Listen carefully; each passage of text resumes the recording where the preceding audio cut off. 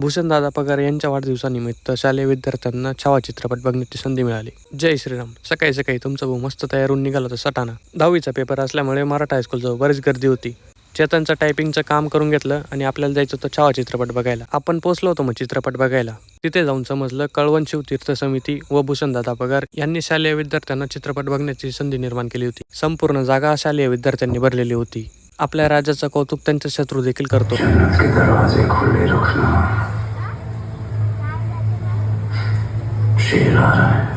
यांच्या घोषणा ऐकून अक्षरशः अंगाला काटे येत होते.